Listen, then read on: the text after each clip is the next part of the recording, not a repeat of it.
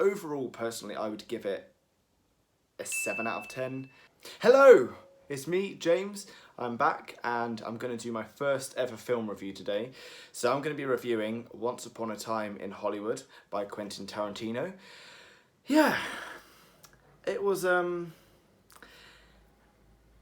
yeah. There aren't going to be any big plot spoilers, but just a couple little story spoilers. Does that make sense? If you're planning to go and watch the film, I would really recommend you look at the history of what it's based on. The film is really about the movie industry in Hollywood in the 1960s. You've got the swinging 60s, the whole hippie era, and it focuses on the Tate murders done by the Manson family. To cut a long story short, the Manson murders took place in Hollywood in August 8th and 9th, 1969, where members of Charles Manson's family broke into a celebrity's house where they were hosting a dinner party and basically killed everyone. The film primarily focuses on Rick Dalton, who is Leonardo DiCaprio's character, and he is a lead actor in a Western TV show called Bounty Law. It looks at how he was the main character, and then as time's gone on, he's kind of allowed other actors to cut in front of him really and sort of claim the fame. Definitely it makes a statement on the movie industry and actors in general, how there is a fear of not being current anymore. And then you meet his stunt double, like in Inglourious Basterds. Brad Pitt just doesn't disappoint. He's fantastic. But that also looks at how he sticks by Rick Dalton the whole way through and has stuck by him the whole way through his career. And actually there's something that they mention about Cliff Booth having done something in his personal life, and to be honest, I don't know why they mentioned that. It wasn't relevant. They mentioned it for about 30 seconds and showed a flashback scene, and then it wasn't really mentioned again. So I'm not sure what Tarantino was hoping to achieve with that. Rick Dalton is living in luxury next to Sharon Tate, who's played by Margot Robbie, and who's living with her husband, Roman Polanski, the director. And they live in, I think it's called Cielo Drive. I'm not sure how you say it, but it's where the Manson murders took place. Having been informed of the history before watching the film, you kind of know something bad's going to happen. And then you get Rick Dalton's stunt double, Cliff Booth, living in, I just spat everywhere, living in kind of like a caravan, run down with his pit bull. The stark contrast between the stunt double and then the actor and who he lives next door to is really depicting Hollywood and how you have downtown and the rich area. The divide between the poor and the rich, even though they're in the same field of work. As the film goes on, we see the relationship between Rick and his stunt double. And there's a really lovely scene with, I think her name's Trudy, played by Julia Butters, and she's 10 years old and she steals the show. She reminds me of Lady Mormont from Game of Thrones. She's kind of that character. If you have that character in mind now, like that is what Trudy's like. Really intelligent and says things how they are and isn't fazed by anything. As the film goes on, it looks at how Rick Dalton's going into sort of a different career, a different path with his acting. There's a really nice moment between Trudy and Rick.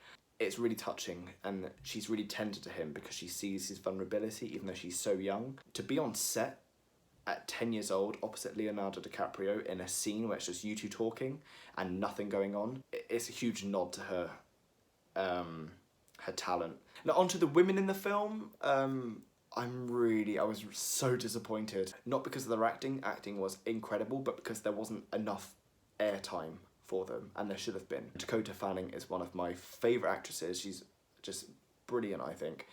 And she had about 4 lines. She was playing someone, I forgot the name, who I imagined to be 10 years older than she is. So the character didn't really fit her because she looked a bit too young to be in charge of all these women or the family members. I was a bit confused about that. And Margot Robbie, she had a big role, but without any lines, really. I didn't really understand what they were trying to show with her character. She's kind of presented as this angelic, ethereal, beautiful woman who is really innocent. And she goes to the cinema to watch the film that she's in. And every time something happens, she kind of listens out for the audience to laugh. And so she's kind of seeking validation from other theatregoers. about her performance in the film. This is why you need to know a bit about the history of the events that took place that inspired the film. I think the point Tarantino's trying to make, or it came across like he was trying to make, was look how beautiful and ethereal Margot Robbie's character, Sharon Tate, is. Wouldn't it be awful if something terrible happened to her? And if you know the history of events, you kind of know what happened. As the film goes on, I found it dragged, and I think I ended up kind of just thinking, come on, where is this going? In Tarantino style, you kind of, it all builds up, and then it gets towards the ending, and it's like, poof. And I found there was a lack of that. I'm not going to mention how the film ends, because that's just stupid. It leaves you feeling satisfied, unsettled, wanting more, but also a bit annoyed.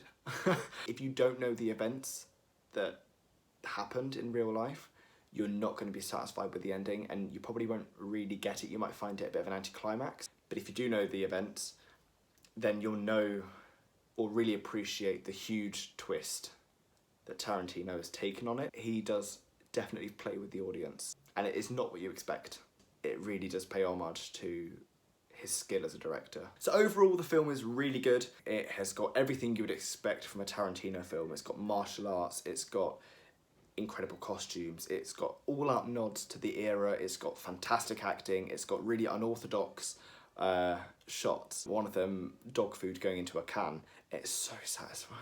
That does make up for the lack of pace at times, and it's also got some gore. The lack of it in this film kind of made the film fall a bit flat for me. Overall, personally, I would give it a 7 out of 10. Out of the 9 films he's done, I'd probably put it 5th. So that's my first film review done. Please follow or subscribe to my YouTube channel. I'm not very good at this finger pointing thing. I don't know where I'm going to place the little ad things, but I think YouTube's going to be there, and then Instagram will be there. And Twitter maybe above my head, I don't know. Leave a comment on any films you want me to review, and I'll do it. So yeah, on to next time and on to the next film. See ya!